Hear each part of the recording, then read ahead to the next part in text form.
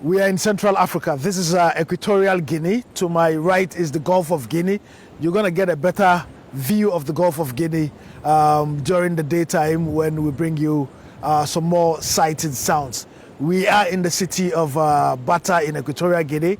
Equatorial Guinea is the only Spanish-speaking country, as you may be aware, in Africa. This place used to be called Spanish Guinea when the Spaniards or the Spanish occupied this place. It's a very beautiful city, beautiful country, small population, a population of 1.9 million people. There are a lot of foreign workers here who are working in the service sector. And we're here as part of a grand initiative to bring Africans together to promote a visa-free Africa where all African nationals picking their passports can have access to 54 countries. The time is now for Africa to be able to do this. And we drove from Accra through to Togo, to Benin, Nigeria, Cameroon, and then we're currently in Equatorial Guinea. And from here we're heading to Gabon, and then to Congo and Congo DR, Angola, Namibia, etc. It's going to take us 163 days to cover all 39 countries. And my friends, this has been made possible by the kindest courtesy of Gold Board, of the Ministry of Foreign Affairs, which has facilitated all of this, by the National Investment Bank of Ghana, by Stanbic Bank, by Del Cielo Optical Services, by GNPC, by Ghana Gas, by Afrimix Gold, who have made it possible for us to embark on this trip. And we can't be thankful enough for the services that they have provided. And of course, Telecel Ghana, so GNPC, very kind of them to support us. The National Lotteries Authority of Ghana, we thank them very much indeed. We thank Stanbic Bank. We thank Glyco Insurance, who have insured us and insured our vehicles. By the Ghana Free Zones Authority, by the Ghana Investment Promotion Authority, Investment Promotion Center, and of course, Ghana Gas, and a host of partners who have made it possible, for us to travel through these 39 African countries, making a passionate appeal, my friends, on your behalf for Africa to be visa-free so that we can trade more amongst ourselves, so that we can explore each other's country, so that there can be cultural exchanges, so that our people can prosper, we can create job opportunities for all of Africans. And we are really and truly hoping that in the next 5 years, Africa can open its borders so that every African picking their passport can access other African countries. But we are currently in Equatorial Guinea, so the focus is here. It's a beautiful country. They speak Spanish here, and of course, plus a host of other local languages. And I must tell you, and I'm going to be brutally blunt about this, there's a lot of rubbish being written about this country by Western press. You go on the internet and it's all nonsense, and that is largely so because the president of this country, Theodore, has been in office since 1979. And the Europeans and Americans are splitting their heads because one man has been here for a long time. And the question I want you as an African to ponder over is, what does it matter? If a leader is fixing the infrastructure, if the cities are clean, as you can see, if the roads are in perfect condition. As a matter of fact, we travel to villages, and even in those villages, there are superior roads than many cities across Africa. So the question you ask yourself is, what use is voting every 4 years or 5 years if you can't get your roads fixed, if you can't get running water, if you can't get stable electricity, if your citizenry can get access to jobs, etc. So as Africans, our time is now, and the time has come for us to begin to have a relook at the way we even swallow prescriptions from Europe and North America. They come and tell us things, and we swallow them without thinking thoroughly about them. I can cite several examples from the United States Congress, from the United States Senate, where people have been senators for more than 35 years, some 40 years. In the UK, as a matter of fact, the late Tony Benn was a member of parliament for 50 plus years. They never had problems with it. And so if they can be in power as MPs, as senators and congressmen for 4 decades, and it's not a problem. And this is not to even say that they are fixing all their problems. Europe is a mess. The United States of America is a mess completely.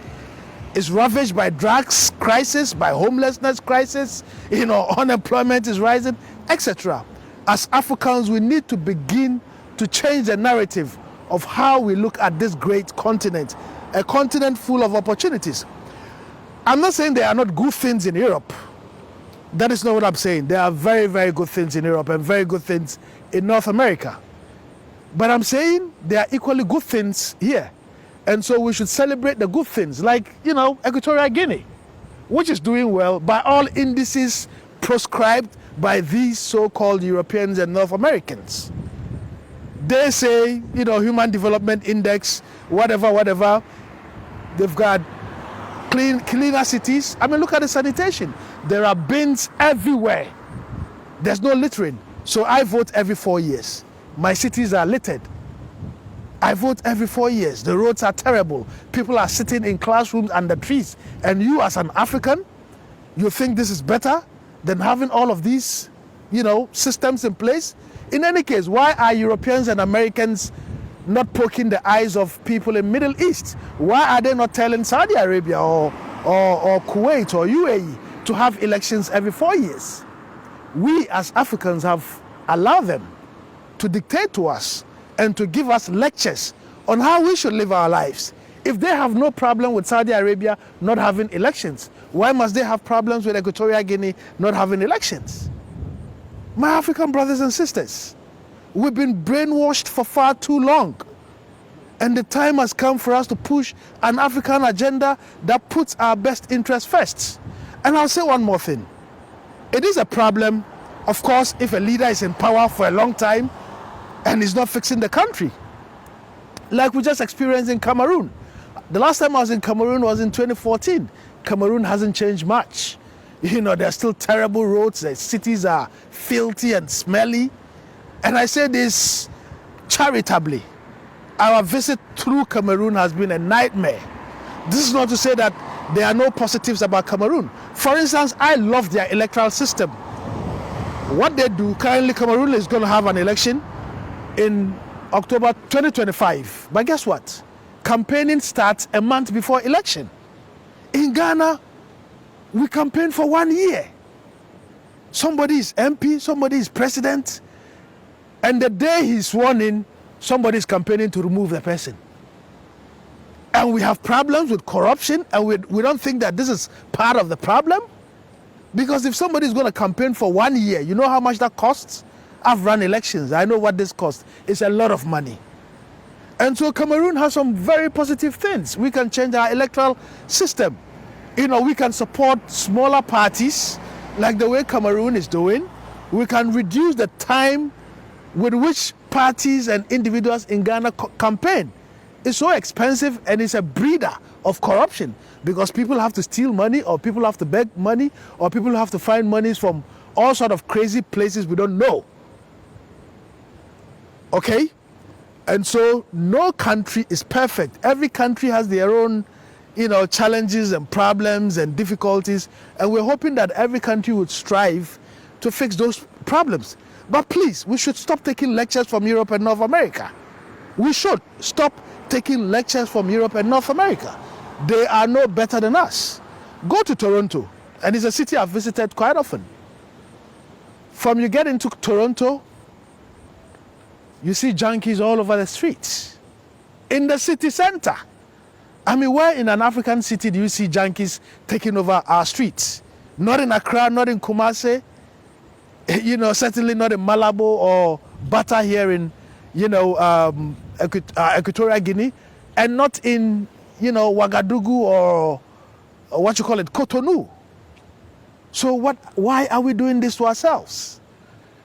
We allow these small boys from Europe and America to come and tell us how to run our countries, and they're just interested in taking what belongs to us. They don't love us.